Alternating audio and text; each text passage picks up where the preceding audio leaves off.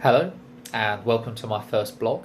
My name is Edward Kingham, and this blog is going to be all about professionalism in early years and what it takes to be an effective pedagogy practitioner. So, we're going to go a bit more into some different models that have been released to try and show an effective practitioner and what it takes to be a professional in early years.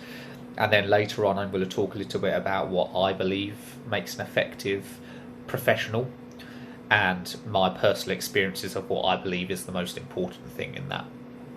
So, firstly, what is professionalism? It's defined in the dictionary as the competency or skill expected of a professional.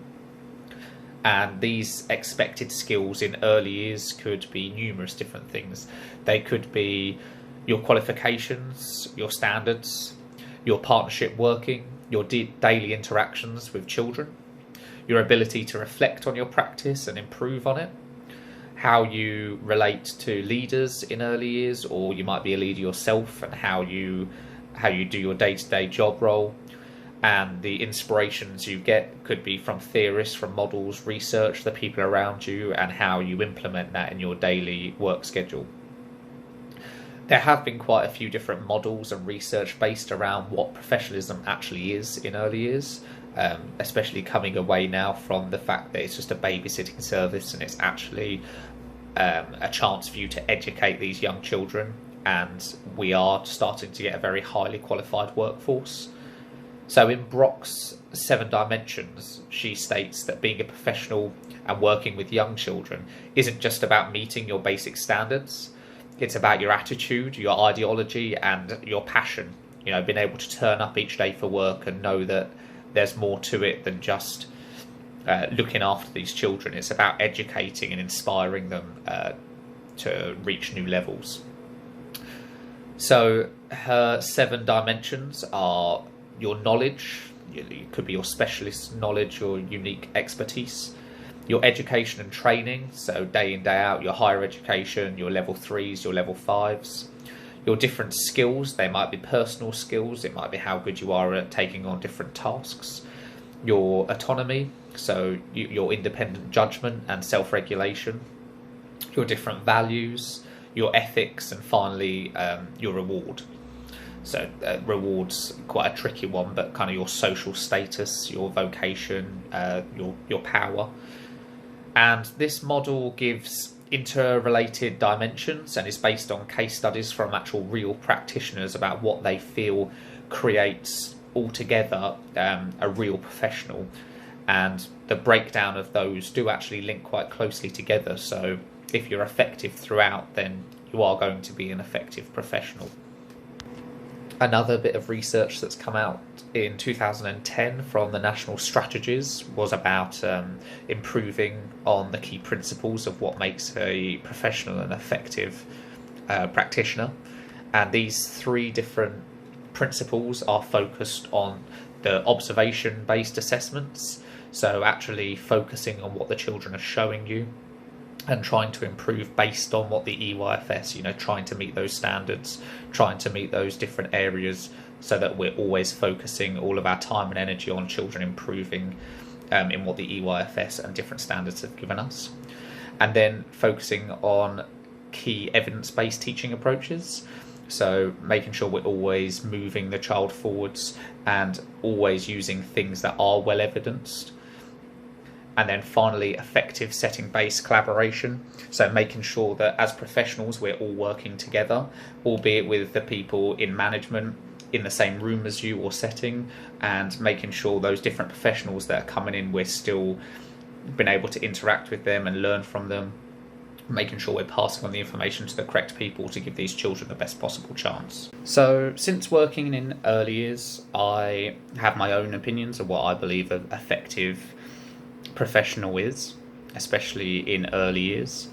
I started off as an apprentice, so for me it was the chance to be able to be inspired by other people and learn from them, and throughout my level 3, my level 5 of my degree actually take on what I've learned on board and be able to change as a practitioner based on what I'm learning each day, especially on different training courses, when I'm working alongside new people that are very highly qualified, or even if they're not highly qualified, if they have the right ethos and their mindset, then you can always learn from them, making sure you're always coming into work positive and giving the children the best possible chance. I think, though, mainly if I were to choose one main point that I believe makes a true professional, especially in early years, is the ability to adapt. So having that adaptive mindset and not getting set in your ways is so important when it comes to educating these young people. For me, I always found technology just something so fascinating, especially in these different settings, because with technology getting further and further on now, interactive whiteboards being in settings, iPads, different tablets, and just everyday use, these children learned so much from technology, yet some practitioners were so hesitant to learn because they don't use it themselves at home. But for me, if technology is a fantastic way for children to learn, it's up to those practitioners and those professionals to be able to adapt and learn how to incorporate technology in the everyday setting for the child. And there was this fantastic piece called Young Children and Technology by Lynn Kennington, and she was emphasizing the fact that you shouldn't be afraid of technology or think that it doesn't have anything to offer children. They have been born into the digital world, and we should encourage them to use this technology and make sure they develop the confidence as to why they should use it and how they should use it safely and effectively. And for me, that really resonates, because if we're not going to show them how to use it properly when they get older, and most of the world is based on this technology now, everything is online, how are they going to know how to be safe if we shy them away from it in one of the most important stepping stones of their education? One of my personal favourite reads since working in early years has been Miller and Cable's Professionalism in the early years. And for me, I really like it because it sums up how there's a lot of changes going on at the moment in early years, with practitioners being more highly qualified, and that expectation that they are going to have those level 3s, managers are going to have those degrees or level 5s. And it focuses on a lot of agendas, policies, research that have been put into place to show what makes a true professional in early years.